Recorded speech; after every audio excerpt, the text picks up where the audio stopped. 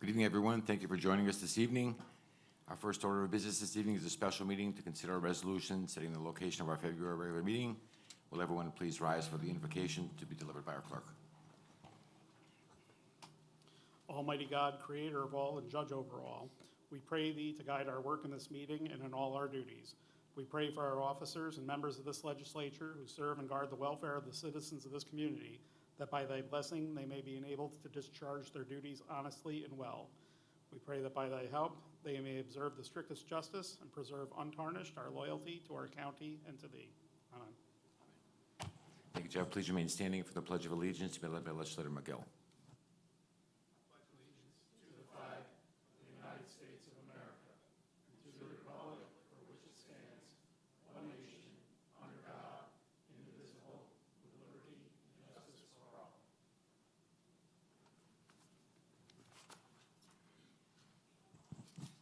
Thank you. We'll move to our special meeting. Will the clerk please take the roll?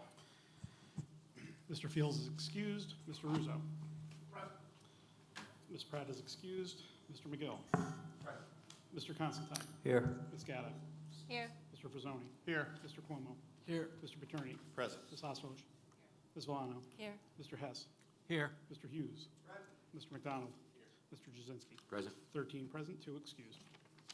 Thank you. Special meeting is now called to order. The clerk please read the notice of special meeting. Please take notice that pursuant to subdivision 3 of section 2.03 of Article 2 of the Administrative Code of the County of Schenectady, there is hereby called a special meeting of the County Legislature on Monday, February 6th, 2023 at 7 p.m.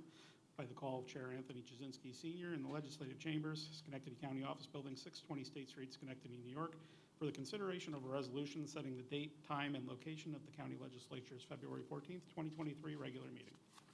Thank you. First item is Resolution 12-22, sponsors the Committee on Rules. The clerk will read.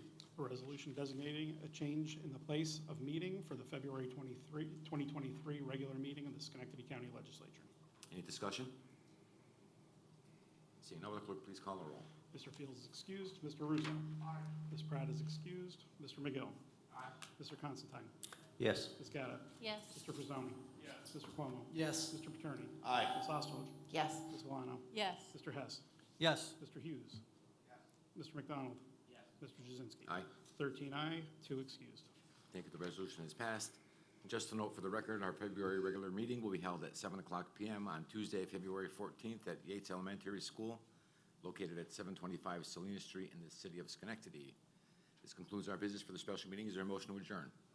Second. Second. All in favor indicate by saying aye. Those opposed, nay. Aye. The meeting is adjourned, and we'll move to our first committee meeting of the evening, the Committee on Education and Libraries, to be chaired by Legislator Ostoch.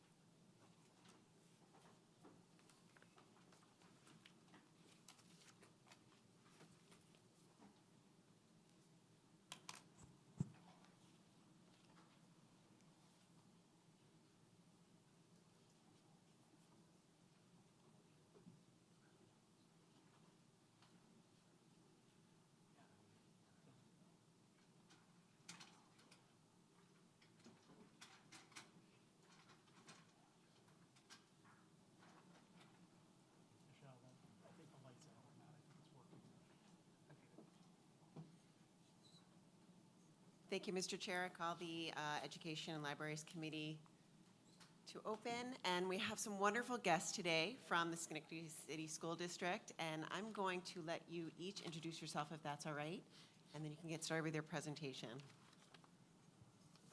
Good evening, Aníbal Soler, Superintendent for Schenectady City Schools. Good evening, Carlos Cotto, Assistant Superintendent of Innovation, Equity, and Engagement for Schenectady City Schools. Dr. Cotto, could you just hit the button? There you go. Do it again. So good evening. Dr. Carlos M. Cotto Jr., Assistant Superintendent of Innovation, Equity, and Engagement for Schenectady.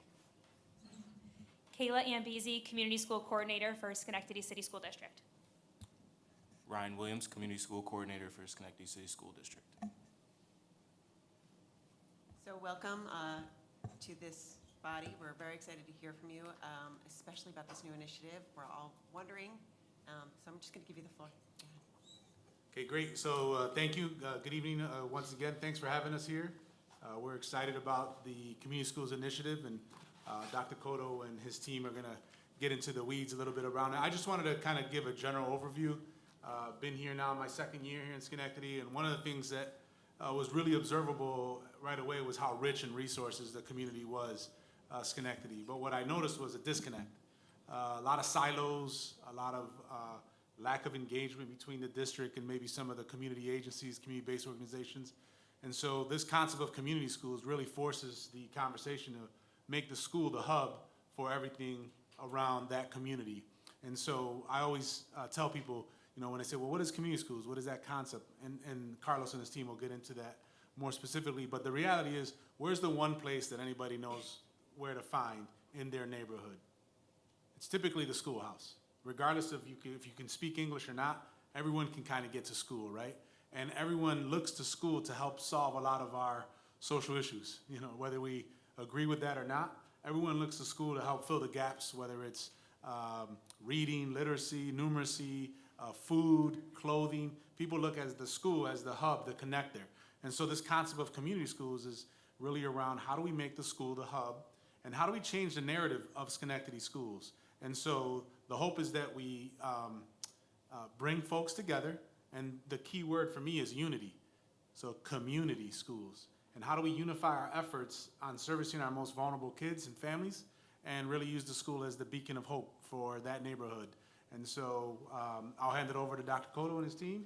They'll kind of give you an overview, high-level view of what the work is, what we've started.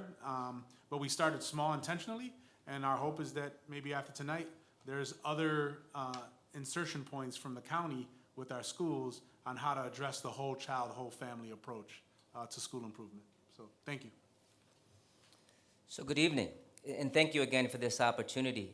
Before we get started, I want to just anchor our work as it relates to our school vision, our district vision, our tagline and values. Excellence in teaching and learning, equity, engagement, and efficiencies is what we focus on as a district, and that's our overall vision. Our district tagline is everyone counts, everyone learns, and as we go through this presentation, you're going to see the synergy of this work as it relates to community schools. And then our organizational values lie within equity, collaboration, and learning. We are anchored in 4 pillars, and these pillars you'll see through our community school model as well, and how they're connected. But our first pillar is student and graduate success, and our overall supports as it relates to this community school model is building that foundation so that our students see their opportunities as they then transition from elementary to middle and high school and off to college and career. Passionate people. Through this work, as we launched this back in June of last year, we had over 100 partners attend our Liberty Church kind of launch to community schools.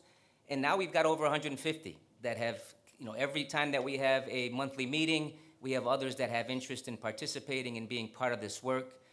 So, you know, as the soup shared, the synergy within our community, the resources that lie within this community are great. And the goal here is to connect these dots and see how we can kind of provide these services, not only to our students, but our families and our community as a whole. Partnerships, family and community involvement is a key piece to this work as well. And as we continue to navigate and work with our community, we look to put these pieces together and continue to support our families. And then the efficient systems. You know, as the soup shared around silos and just, you know, we're coming in fairly new, so looking to see how we can bring individuals together and partner to kind of do this work for our families. Our 4 pillars, and before that, I mean, we anchor, and I'm sure you've seen in our community as a whole, Schenectady Rising. We truly believe in this, and as we continue to do this work, not just in this community school model, but many other initiatives that we've kind of launched within the last year and a half. We did provide a folder that has our spotlight from last year, which kind of speaks to some of those highlights. And we're continuing to do this work.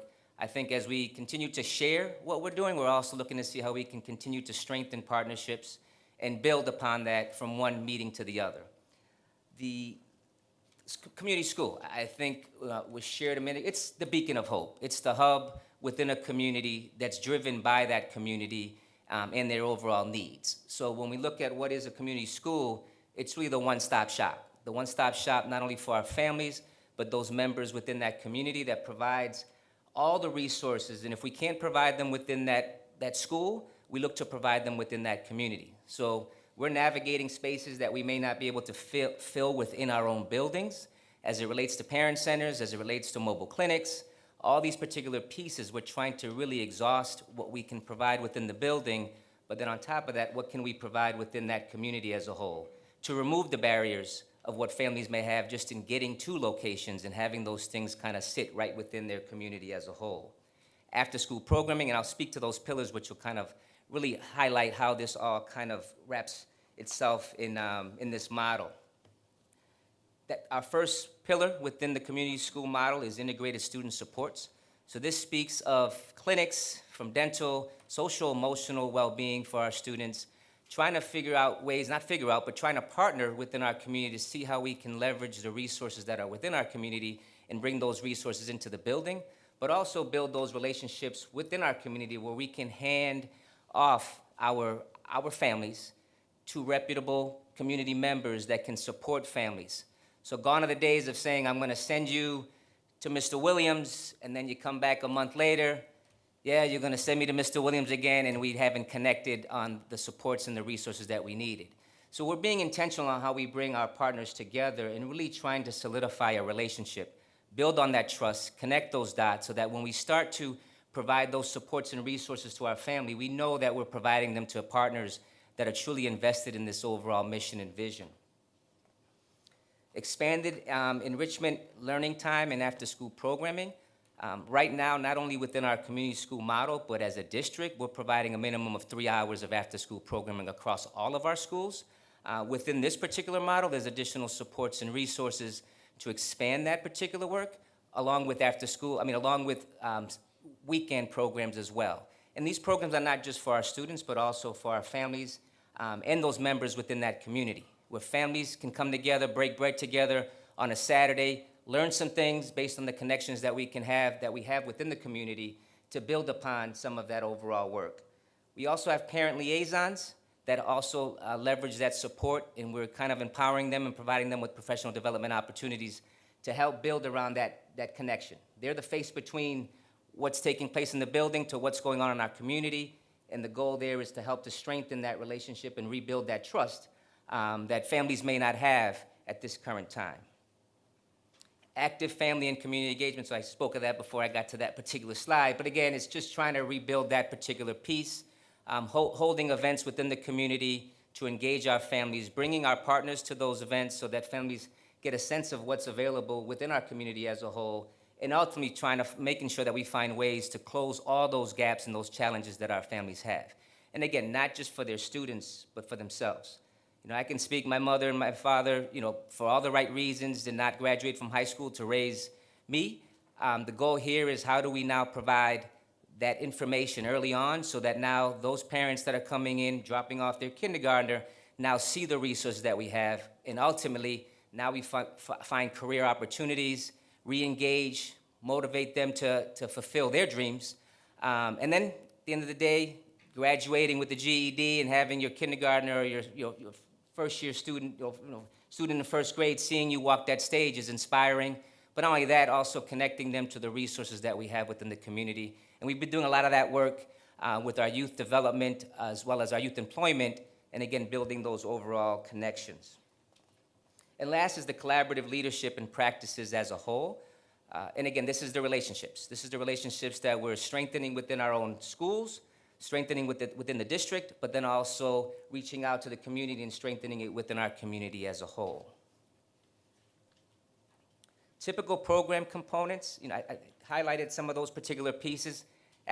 Before and after school programming, Saturday programs, summer enrichment. We do provide a pretty extensive summer program for our students across the district, 4 weeks. This past year, we serviced close to 1,500 students, which is about 300 more than we've serviced in previous years. Our parent and family engagement, we've expanded that. We went from having parent liaisons in positions of 400 hours for the week, or not the week, I'm sorry, 400 hours for the year. And with the support of the superintendent and the board, we've moved all of our parent liaisons into full-time positions, working 40 hours a week, engaging within our families, and again, rebuilding that trust within the community as a whole. Adult and continuing ed is another big piece. So as I shared earlier, at the end of the day, if we can provide these opportunities early enough, not only for our students, but our families, then we change the overall trajectory not only of our students, but our families within our community as a whole. The medical, dental, those wraparound services, whole child, whole family, whole community, are key pieces, and those are some of the pieces that we'll discuss later as it relates to those needs within our community. Early childhood, and then the overall community and economic development. As we kind of instill these kind of opportunities with our families and our community, we start to see that trajectory change. What makes a community school different? And we have coordinators that support this work within the building. We do needs assessments. We kind of triangulate what's going on in the building as it relates to attendance, as it relates to overall engagement. We expand that after-school programming and find ways to truly connect our students to their interests, to ultimately build around that overall important piece, which is their education. So I truly believe that when you go to school based and you have things that are truly to your interest as an individual, you're then motivated to take advantage of what might be taking place after school. But then at that point, we then are able to leverage the most important piece, which is their overall academic piece. So as we've transitioned and we launched this back in June, we've now established an advisory. Within this work, we've identified 5 elementary schools within our community as a whole. First one being Dr. Martin Luther King Jr., which is one particular school, Hamilton, Page, Van Corlear, and William Kane Elementary School. These 5 schools were identified strategically within the district. Many of them cover about 80% of our community as a whole. We did look at data as it related to overall performance. We looked at data as it related to poverty. We looked at data as it relates to overall kind of the violence and things that are taking place within those neighborhoods, and then the resources that have been provided to those particular schools. And as we now partner with our community partners, we look to now provide those resources that may have not been available within those particular buildings across all 5. And again, as we move in this particular model, it's not just focused on those 5, because if we have the supports and resources within the community, then this model serves our district as a whole. We have some partners that are working across all of our buildings based upon their overall supports and resources and what they can provide for us. With that said, I'm going to turn it over to Kayla and then Ryan. Thank you. So our current focus for our community schools, academic achievement of all of our students, increasing their attendance and engagement, as well as overall family engagement, different enrichment opportunities both during the school day and after school and on weekends, student and family health, so addressing that medical, dental, mental health, and vision care for not just our students, but our families as a whole. Access to services for our students and families, so access to public assistance, access to housing resources, everything to meet the overall needs of the family so that our students can come to school ready to learn. Extended learning time, so that before and after school programming piece, as well as the STEAM camps that we're going to be running during our February break coming up and April break, as well as summer enrichment.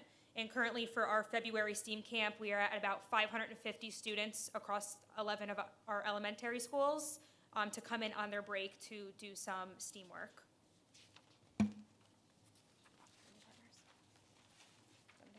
Okay, so our current partners that we work with right now that are in all of our 5 identified elementary schools, the Boys and Girls Club of Schenectady, they are currently providing after-school programming for some of our community schools, which extends that extended learning time until 6 p.m., where our students are receiving also snack and dinner before they go home. We work with Justice for Orphans, or Care Portal. They are identified in 2 of our schools right now. That is Page Elementary and Kane. And what they do is basically meet the needs of our school and our students. So anything from laundry detergent to a couch. If our families need it, they can reach out to the school and put a request in. And the Care Portal works with a network of organizations in our community to meet the needs of our families, things that we typically cannot get as a school district. Create Community Studios is working with our buildings to do art education that has a social emotional component to it, so very similar to art therapy, and that is integrated within the school day as well as after school. And our students are both identified through the social worker of children that identify as needing this, and also overall as the class as they push in. So it's really a tier 1 and tier 2 approach here. We are working with Energy for the Common Good to teach some of our students at Page about fusion energy And those students get to go to Tech Valley to do hands-on learning and are getting ready to present everything that they've done over the past couple of weeks. Girls Incorporated is servicing 60 young ladies from our 5 community schools for after-school programming with a focus on women empowerment and safety.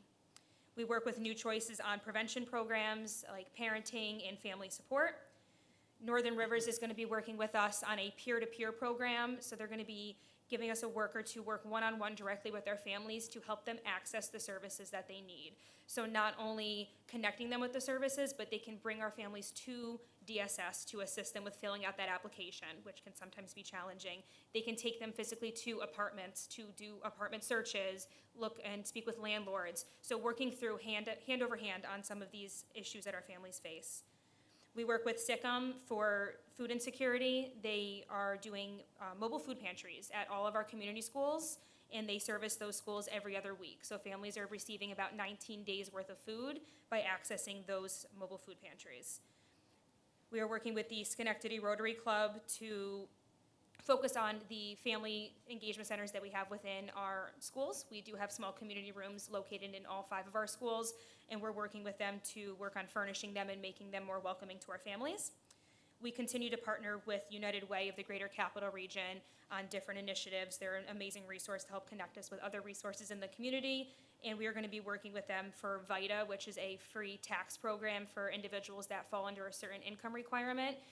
It's a ability to have our families get their taxes done without any hidden fees, and again, in a location that is very familiar to our families. So we will be kicking that off here shortly.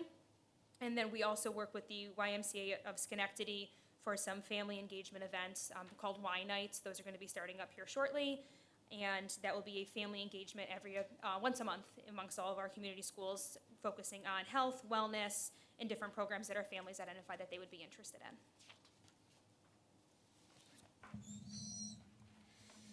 And of course, as we continue to do this work, we have ongoing needs. Some of those ongoing needs, increased academic and enrichment opportunities. So again, just bringing in some different programming before or after school during the summertime. We have an on-site or mobile clinic providing medical, dental, vision, and mental health care. That's an initiative that we're working on to bring the clinics right to our buildings. As some of you know, our buildings, we don't have much space. So it's hard to provide the clinic piece within the buildings themselves. So bringing a mobile clinic to the locations might be, is the route that we're looking to go. Transportation, again, is an ongoing need. As we can see, the winters aren't easy here, and neither is some of the passage at sometimes. So to provide our kids with safe passage to and from school, and our families as well, it gets difficult sometimes. If you're a family of 3, 4, your mom, you have young children, plus you have a child in school, trying to walk down the sidewalks if they're not shoveled, if they're not plowed, just some of the hazards and the crime in the areas. Creating safe passage and transportation for our kiddos and for their families is one of the, again, an ongoing need. Increased extended learning time, including before and after school weekend programming again, and daycare. We've noticed that, again, sometimes the reason behind a student missing school or missing event doesn't always come down to illnesses. Some just comes down to daycare of other children in the family. Sometimes they have to stay home to watch another family member. Again, a continuing need within the community.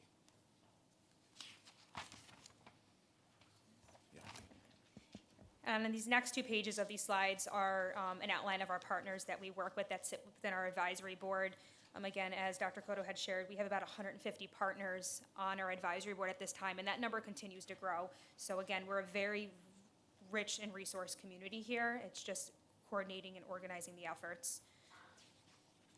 And then on the last 2 pages, we have pictures. The first one is from our community schools ribbon cutting that took place on December 21st of this year at Dr. Martin Luther King Jr. Elementary School.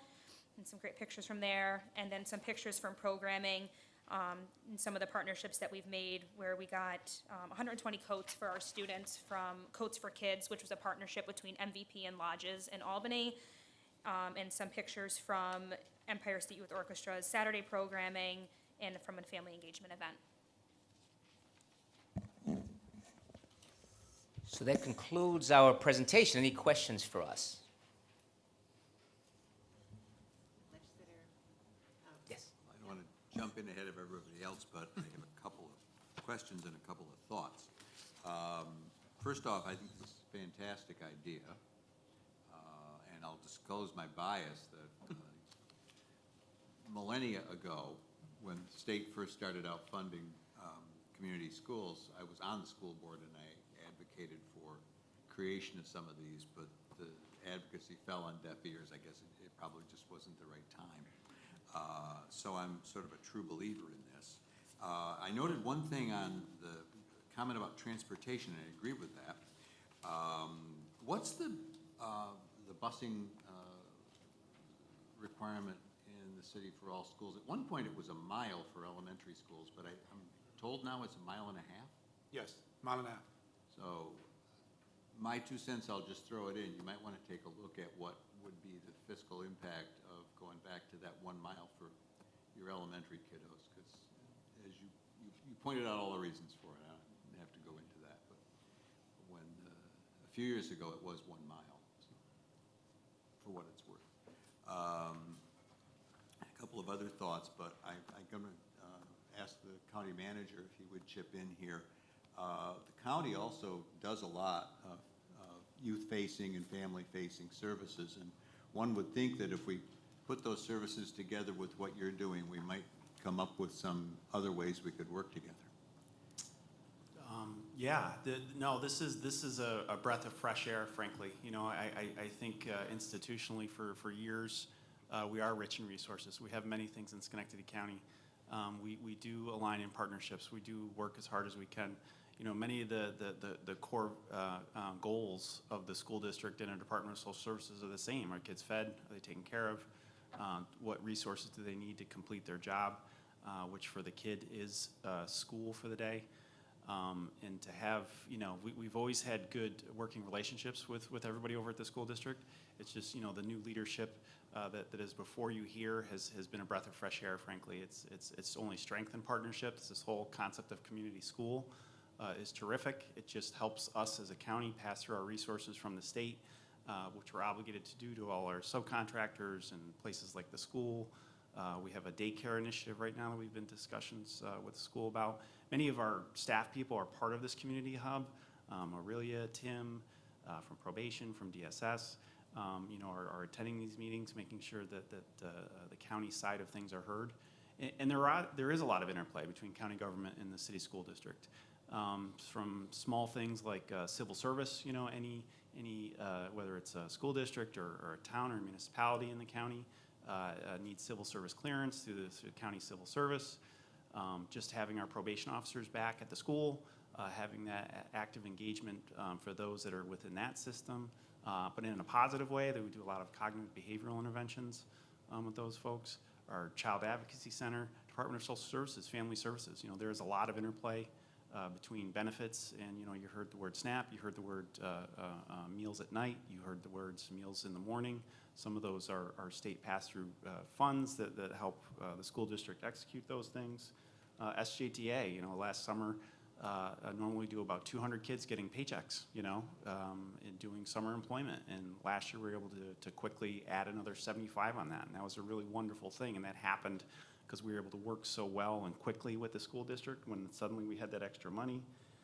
Public health, dental clinics, you know, a lot of that sometimes is pass-through money from our Office of Public Health. You know, pre-COVID vaccine clinics, you know, we set those up to make sure that those kids going to the schools have the required vaccinations to be able to meet those state obligated guidelines for those kind of things. Our library system, think of the wonderful, beautiful study space we've built in some really high need areas in the city of Schenectady. That all came from you, this body, approving the builds of Mount Pleasant and Bourne Family Library. And our community college, you know, the direct admission to our community college is terrific. You know, let's get, you know, not only kids going from our high school to our community college, but the fact that we have community college in the high school. You know, as a parent of a child who could have benefited from that, I'm jealous a little bit that my kid couldn't have started on his associate's degree as a ninth grader, because, I'm lucky enough to have a kid that could have succeeded with that. But, so many, many tremendous partnerships we have with the school district. Again, breath of fresh air. We've been so welcomed as county government within the borders of the school district, and I just look forward to the future. And I'm happy, frankly, for all the kids and all the families here in Schenectady County that we have this new administration helping us with the same aligned goals, making our educational system as best as we can. If I may, breaking down the silos, I think, is the biggest thing and the biggest breath of fresh air we all feel. So for folks that are watching from home or the folks that are in the room, what are some of the resources that you think that, I know you hit upon some of the bigger areas, but what could folks do from home to support your efforts and spread the word? Yeah, I'll just jump in. I think, I go down to these basic ABCs for all of our kids and all of our families, and that's make sure your kid's in school every day. So if they're home watching, they know someone who's enrolled in Schenectady, make sure that child's in school every day. So for me, that's the A, attendance. If your kid's in school every day, then it's our job to do the part of work. What we're finding a lot of times is just that simple A of the ABCs is not being done. The second is B, behave. Know how to respect, know how to conduct yourself in a manner, even if you disagree, find a way to do it appropriately and work with us. And so that oftentimes is a barrier for a lot of our kids. We know there's a lot of trauma in the community. We're not disregarding that, but behavior is real important to success of the student and the child. So when there's conflict in the community, 9 times out of 10, because we're in the community, it's gonna come into the school. And so how do we work on behaviors? How do we be proactive around those things? And then the last C is courses and credits. If you're in high school, it's about credits. It's just, those academic components, getting through those classes, getting through those courses. So if you focus on the ABCs, if you're home, it's that simple. I mean, we have a ton of resources. We've been really fortunate that the governor has continued to fulfill her promise on fully funding foundation aid. These are numbers that Schenectady hasn't seen in a while when it comes to funding. So we have some opportunities to do some really creative things. We know it's short-lived because eventually everyone's talking about a fiscal cliff. So how do we draw synergy? How do we grow on these things? And if you're leading a community-based organization and you want to get involved, just reach out. I mean, Dr. Cotto and his team have done a great job of, we don't say no to anybody to these advisories. That's why it's at 150, right? Because we know that oftentimes they can't commit to everything. But again, this is like, fill the bucket. You may focus on clothing. Okay, great. We've got 5 community schools we started now, but we really have 11 elementary schools. And the reality is, if we do this work well enough, all of our elementary schools look like community schools where you can't really see the difference. We extend the day, we wrap around supports around our families and kids. And at the end of the day, again, I'll go back, school being the hub. We don't let Schenectady get better without the schools getting better. People aren't gonna move into this community without good schools. And so everyone should be focused on what our schools are doing, how do we get them better performing, how do they look like schools they wanna send their kids to. We just recently proposed a revitalization plan of $300 million. People looked at me like I had 3 eyes. And I'm like, these buildings are 95 years old on average. And so what does that tell our kids? What does that tell our community? And we get 98% maximum cost allowance, which means if when we do these bonds, we will get 98% of it back from the state over the life of the bond. So, $300 million is really $5.5 million of a cost to us as a district. So, we're working from this standpoint of let's give our kids and families what they deserve, let's build it, and hopefully everyone will come. And then again, the opportunities for connection and collaboration are endless. So if you're home and you're watching and you want to be involved, please reach out. We know we're not perfect. We know we still have challenges. We know, I'll be the first to say that, we know there's sometimes difficulties in our schools, in our community, and sometimes we look at state test scores, they don't really tell the true picture of the beauty of our kids. But the reality is we're working really hard to rise up. And I think that, again, collectively as a city and as a county, if we just pick up the phone and talk to each other, oftentimes we can do great things. And I will say during the pandemic, I came in July of 2021. One of the first people I got to meet real good from the county was Keith Brown. And every time I needed something, I called Keith. And he never stopped picking up the phone. I think at the time he was interim, so maybe he was interviewing. No, I just kidding. But the reality was he did whatever it took to help us keep our doors open. He had a staff, he ran clinics, COVID, even if one family showed up, we still did them. And so like, that's the energy, that's the commitment we need. So I would say anybody at home, if you want to be involved, if you lead an organization, our doors are open. I'd rather the conversation be, what can we do to help each other versus, no, we're okay, we have enough. And just to follow up on that, I mean, we do as a community school model meet once a month. So our next meeting is scheduled for February 28th at 5:30 over at Hamilton. So, for those out in the community that have interest, I mean, at the end of the day, we're just really brainstorming and working together and trying to find creative ways to support our families and our community as a whole. So that's an open invitation for anyone within the community. And then ultimately it's just wrapping our arms around our community as a whole and leveraging the resources that are here. We spoke of those kind of needs. We are being real creative on how to meet those needs. So it's, there's a lot of creative things that we're doing even with our local colleges. As it relates to just after-school programming and having the personnel to run program, not just on the district end, but also with our CBOs, there's a need. There's a need for personnel, so trying to truly grow our own within. Shared a little while ago, the youth employment piece has been a very successful piece in partnership with county as well as the mayor's office, 75 students this summer, and we're currently interning many students even throughout the school year, which ultimately then prepare them to transition into positions. So we've got them in many different kind of experiences within the community that are now preparing them to transition. But we're looking for volunteers. We're looking for creative ways in which to support our families, from our food pantries to our clothing closets, and then really just looking for that synergy in brainstorming creative ways in which to support in order to meet those overall needs. Health and wellness, the mental health piece is a critical piece. So also trying to kind of partner within our community to see how we can provide those supports and services, again, not only for our students. The goal here is that as anyone walks into any of our buildings, especially our community schools, a parent center, computers, access to the technology, access to opportunities for jobs, access to information on their children as it relates to the work, but then also access to laundry, access to food, access to clothes, truly looking to have this become a one-stop shop for our families. And again, if it's not provided within the building, then also looking to partner within the community with organizations or buildings that are located within our community that we can also provide those supports so that it removes those barriers for our families to get to those locations. So that if there's a center that's operating and we're able to provide those supports just to connect our families to those resources, remove those barriers, then that's our ultimate goal. Legislator McGill, you had a question? Yes. Well, first I would like to commend you guys for this. I was at the opening with a couple of my colleagues that was there. This is a great idea, and it's something that is very, very needed in our community. So I'm really proud of the work that you guys have been doing. Obviously, we've had conversations, me and the superintendent, me and you, Dr. Cotto. So I'm really, really excited about this.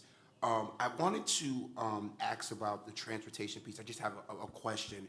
Now, when you said the safe passage, do you guys partner with, how do you guys go about the safe passage? Do you guys have officers that are there outside? And the reason why I ask this in particular, because in our district, over by Vale Village, there's a lot of activity over there, as we know. We know we have our centers over there for recovery and things of that nature. So there's a lot of activity. So I know I've talked to people within the community who are nervous about their kids just walking to the bus. So is that something that falls in line with is that something we fall in line with? Maybe we partner with our police force or the sheriff's office to maybe have just a presence out there, so our parents, our families feel safe, sending their kids. Is that something that could be done, or is that something that's kind of outside the scope? I think it's a couple of things. So one, I think looking at our transportation right now, a mile and a half. So we get reimbursed for it. So that's kind of the threshold. So when we use our transportation, that's what we're saying. What would be the fiscal impact? Is something we definitely can look at. But the reality is sometimes our families choose schools beyond a mile and a half so that they can get transportation for their child. So so that's something that we definitely have to look at. I think the one piece is creating safe passages where maybe there's a caring adult at each corner so they can hand kids off and say, hey, you know, at 7:58, you get to here, we're gonna walk them to the next corner. You know, Dr. Cotto brings up a good point. You know, personnel is a challenge. So it's not so much that we don't have the resources to add some of these individuals. We just don't have the candidates. Like the employees aren't on there. You know, we have just re-engaged a relationship with Schenectady Police Department. Last year when I arrived, we brought our community engagement officers as part of their reform plan. You know, they can do what they want. We have three. We have 18 sites. We have 3 officers. You know, so I would love if the county could help and get some sheriffs to post up on the corner. Definitely would never say no to that as a superintendent, but sometimes the transportation is like, man, it's single digits out, and I got a choice to walk my kid to school or keep him home. And sometimes it happens, and this is the crazy part, in the lowest grade levels, kindergarten, first grade, you know, because the kid's not really gonna fight the parent back like, no, I wanna go, right? Like, when they're older, they're like, all right, go ahead, put your coat on and go. But, so sometimes that's why we're surprised to see that.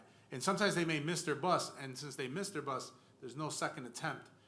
You know, and again, I don't wanna say that this is people's fault. You know, I grew up single mom, she dropped out of high school. The reality was sometimes working was more important than getting me to the building, right? And so we have families juggling livelihood versus sometimes schools.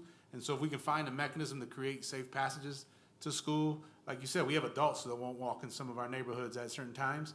And, you know, in the winter, it gets dark earlier. So you get 6 o'clock in the morning, it's just dark still, and it's not bright yet. So if we can figure out ways to create kind of safe passages, or, you know, we've talked about a community school model, what's called the walking school bus, where we literally put an adult in the furthest part of the street and have them walk up, and they hand kids off, like, you know, down Albany Street. We have 2 schools located on Albany. We go to the furthest point, work our way up. But again, it's resources, it's people, and, you know, we'd love to hear if the county could dedicate some folks. We take some sheriff and stand at corners and say, you know, this is the Omar McGill Safe Passageway. No pressure, Omar. Yeah. Relationships are key as well. So I think even as we've elevated our parent liaisons, at the end of the day, we're trying to rebuild that trust. And, you know, we have piloted some of the walking school buses in some of our buildings and trying to find creative ways in supporting families. In some cases, we've had some buildings that have kind of put together a little cluster of teachers within the building that are troubleshooting particular areas and looking at those students that haven't been attending. And they've exhausted that to some extent. But I think it does come down to that relationship piece and that level of support or trust that families then have. But the ultimate goal is, you know, as the soup shared, is that walking school bus or just finding ways to get support from the community, that we can see students as they're traveling, that they've got some adults that they're seeing within that. And then, you know, revitalizing that overall kind of community as a whole, and having families then have that sense of ownership, given that we're also providing that support at the building level to kind of build upon that level of accountability that they may have a struggle with right now as it relates to going from their home to the building. I think we still have a couple more questions, so Legislator Rizzo. Thank you, Madam Chair. Just a brief comment, and when I think what you said, Superintendent, which is community is really common unity. For me, it's about caring. And I have to say thank you. Thank you to you and your staff, you and your team for being here tonight. I've been a legislator 9 years. It's the first time that I've had an opportunity to hear from the school district, for the school district to lean in into our community with not only novel ideas, but engaging ideas, and actually putting action on behalf of our kids, our families, our neighborhoods. So we've made large investments in our neighborhoods. We've made large investments in our infrastructure. The county manager just pointed out a number of programs that we lean in on, and it's great to have you guys here. And I just want to say thank you. I'm sure most of my colleagues feel the same way. We are very much about trying to make an Omar McGill safe passage. We're going to figure that out. But more importantly, we're committed to our kids, our community, and to your success. So thank you for being invested in ours. Thank you for inviting me. And Legislator Gatta? I agree. Thank you all so much for coming in. I just had a very quick question. I know you have the 5 elementary schools, and I think, Kayla, you said there are 11 total. Is the goal to have all elementary schools involved, and what's that process of? Yeah, so, you know, we want to make sure we're successful, so we figured 5 was good, smart a good place to start. We also looked at our map of the city, kind of regionally locate them. You know, ultimately, we want these common community school strategies in all of our schools, even high school. I mean, let's be honest, right? You don't think that kids have those needs at high school, but Definitely. they have them sometimes 10 times fold. So what I would say is our goal is eventually these strategies that you see will start to manifest themselves everywhere. So Dr. Cota talked about it, after-school programming. You know, we have after-school program available at every school. Now, do we have the numbers there yet? No, but we have built that infrastructure to say this is important. This is a community school strategy. We're going to have that. Things like Saturday program may not exist at every school building, but the goal is to have them rotate regionally throughout the city to say there's at least an elementary school or a school within your walking distance that you could go to potentially for Saturday programming, for parent liaisons. All the schools have parent liaisons, so we didn't just put them in the community schools. We put them in all of our 17 school buildings. We've put a parent liaison. So some of those things you're going to see kind of everywhere. Food pantries has been something that we think every school needs a way to have some type of non-perishable food clause. So when a kid comes in and says, hey, I need something, a teacher or a staff member can just go in, grab a bag, send the kid home with something, and do it discreetly so that we don't have to like send them to an external place. And I think that's the biggest thing for us. We're not sending kids away to say, here's a flyer, go see this agency. They're like, they're here. They go, you know what, don't worry about it. Community school navigator is going to come and bring them in, or we're going to set up a date. And some of that, because they have relationships with us, kind of eases the embarrassment around some of the, sometimes people view those things as, really personal, embarrassing type of conversations, which is why the clinics is really important for us, because we know most of our times our students aren't going to the dentist unless they're offered in the building. Right. And so we have a rotating dental clinic, but it's not enough. We need to have, the ability to be seen by, potentially for our young ladies, by OBGYN at the school building. We'd love to see a clinic, at the high school. We have one now with Hometown Health, but to expand it to be able to do more, we have one at Mount Pleasant, but the other two middle schools don't have any. And so we've created some inequities as a system, and so we're trying to kind of bridge that. But to answer your question, the goal is that you start to see community school-ish type strategies kind of everywhere, and then you see this branding. Wherever you see the brand, you see the logo on the front, you'll know that that's a designated community school. It's kind of that, like that logo with the person with the arm around, the graduate with success. Oh. That'd be the concept. So wherever you see that branding on the school, we've designated that as a school. So I think the sign is up on all the current 5 buildings. And what's the ETA for rough estimate of when you think all of the schools will be involved? Well, I've got some goals Completely. for myself as superintendent. I only got a so many year contract. So my goal is that, we do it, first we want to be successful. So I would say, not in 2 years or 3 years, but the goal is that by 3 years from now, community schools is just what we do. And so, my hope is that this is only really year 1. We just launched in December. So the hope is by the end of this year, these 5 are kind of running. And then we look to say, right, what other schools are ready to jump on board? And I would say a principal is real important, part of this equation. We have some dynamic principals in these 5 schools. That's what the engine that makes these partnerships go. It's them coming to us saying, this is what I need. And Kayla and Ryan going out and say, all right, let me go try to figure out who we have in our Rolodex of partners who can fill what need. But the hope is that in 3 years, all of our elementary schools look and feel like this. Some of them are already getting ahead of it. We just haven't labeled them community schools per se. Thank you. Yep. Well, thank you so much. I think we all really appreciate your time and all of the work that you've done creating community schools in Schenectady. And I hope we here as individuals and folks from home also remember to support those partners that you have, because that's an easy way to make sure that the resources continue to get into the community schools.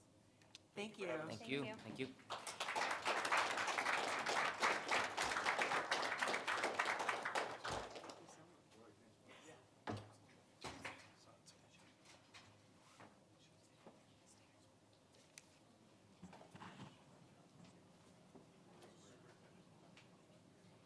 Thank you. We're going to do this a little out of order. Our next committee will be the Committee on Health, Housing, and Human Services, to be chaired by Legislator Hasulich. Thank you, Mr. Chair. I call the Committee on Health, Housing, and Human Services to order. We have, give me a second, I think it's 3.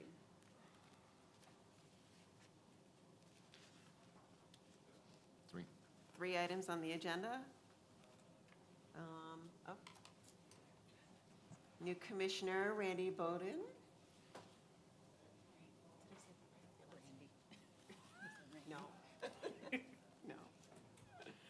Let's see. The first initiative is HHHS 3, a resolution to create and eliminate positions at the Department of Social Services. And Commissioners here, if you can give us some background. Yep, we currently had a retirement in the beginning of January of one of our clerk positions, which is one of our lowest clerical positions. We're looking to change that to an information processing specialist 2, which will allow this person to pick up some additional responsibilities to support the current staff shortage that we have. We're looking to take those funds from some of our vacancies, social welfare examiner vacancies. The second position is being held by an information processing specialist 1, and we're looking to promote her to confidential secretary to the commissioner of DSS. She's currently serving in that role, but we're looking to expand her responsibilities as well to give her additional tasks to support the work environment. Are there any questions? I have a first from Legislator Hughes. Can I get a second? Second. Thank you, Legislator Gata. All in favor? Aye. Any opposed? The initiative moves to the floor. Thank you so much. Thank you.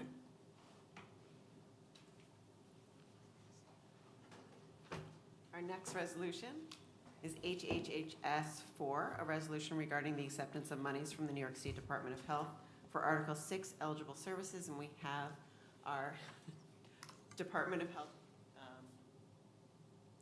Director. Brown. No worries. Authorized to do.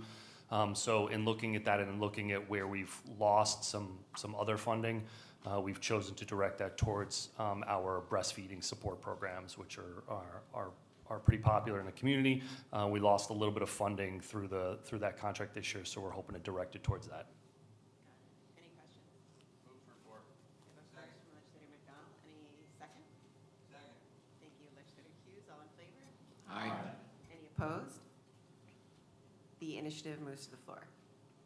And I do want to say thank you for working so hard with the school district. That was a wonderful shout out to hear. It was very appreciated. We worked really closely with the superintendent and his team there, especially as he said during COVID, to make sure that we resourced them well. So it's nice to hear that they felt like that worked for them. So Great.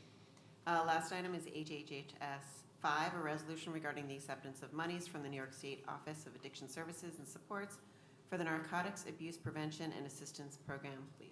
So it's pretty easy. The state, through OASAS, has given us an increase in the state aid funding. That's pass-through money that will go down towards our programs in the community. So everything from prevention, residential treatment, so that'll get passed down to our partners. Great. Move to report. Thank you, Second. Legislator Hughes. Second from Legislator Gata. All in favor? Aye. Any opposed? Initiative passes, and that concludes our business for this evening. The Health, Housing, and Human Services Committee is now closed. Thanks, everyone.